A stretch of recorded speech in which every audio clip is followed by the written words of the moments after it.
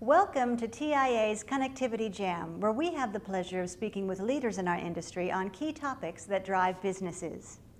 Joining us on this segment of TIA Now is Paul Schultz, Vice President of Service Development and Strategy for KGP Co. Paul, welcome. Thank you. It's very good to be here. How do you apply software-defined networks and network function virtualization to today's business models? Interesting question. If you look at the carrier space today, NFV and SDN are kind of the buzzwords and the new topics. But what you really have to look at is, does it work? Can it scale? Is it economical? And can you support it long term? And so if you look at this situation for carriers, they're looking for product fits that can generate OpEx savings, CapEx savings, and generate revenue. A prime example of that would be a virtual CPE device, especially in the business market segment. So if you have a virtual CPE unit, an application, an appliance that you can deploy at a customer prem, you can do multi-functions with it, you can deploy new services, you can generate revenue, all the while lowering your OpEx. That's where the benefits of SDN and NFV come into play. How are you facilitating network transformation with unique supply chain and service solutions to deploy software-defined networks? Very interesting question. Today, if you look at the way carriers are deploying SDN NFV infrastructure, you've got to look at how they consume it, how they deploy it, and how they support it. So traditionally, they would deploy name brand equipment, everything within the box, hardware, software combined for a unique solution. Today, it's contract manufacturers, third-party software vendors, companies we've never heard of in the telco space, either from a hardware perspective or a software perspective, that you have to combine together. So the new integrator of choice, the new SDN innovator, will be somebody that can put all that together into a single package and deploy it for the carrier. So that's what KGP Companies has done. We've taken our leading edge, world-class KGP logistics company that provides advanced supply chain services and logistics, and our sister company, Bluestream Professional Services, and have actually brought them together under a single brand, KGP Co., so that we can deploy full end-to-end solutions. We've also added a Solution Innovation Center to be able to integrate software on top of the hardware platforms that we deploy. What is the impact of SDN NFV on deployments in the telco space? The main impact is we're seeing a brand new ecosystem of partners come into play. We're leaving the traditional large OEMs, moving into software and hardware vendors that have traditionally not played in the telco space.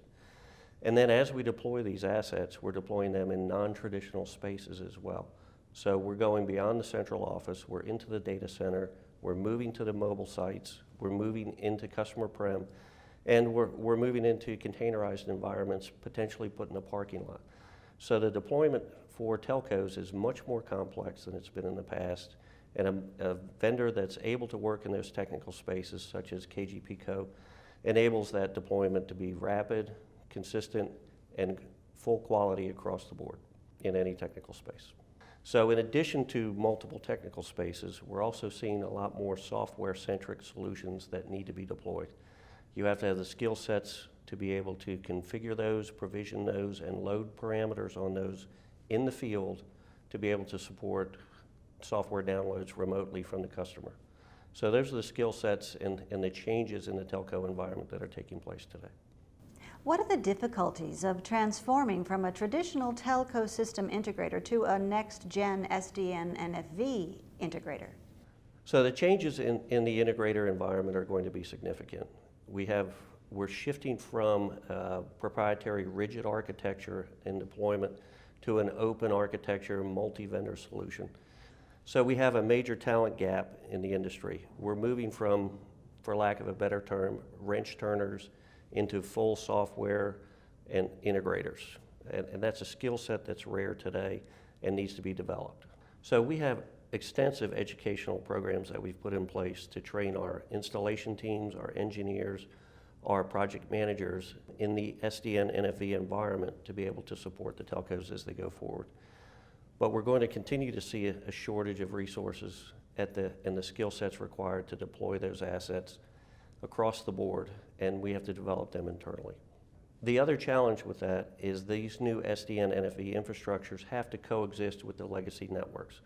So you have to be able to play across both sides of the spectrum and marry those two together until the actual shift takes place. This is a transition that will take place over years to come, but we've got to continue to support what we have today and be able to support what comes in the future.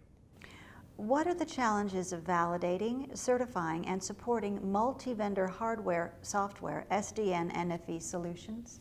That's a very deep question. So if you look at the Tier 1 carriers today, they are doing a lot of that work internally. So they are validating solutions, and by validation I mean ensuring that a selected hardware set and a selected software set actually will work together.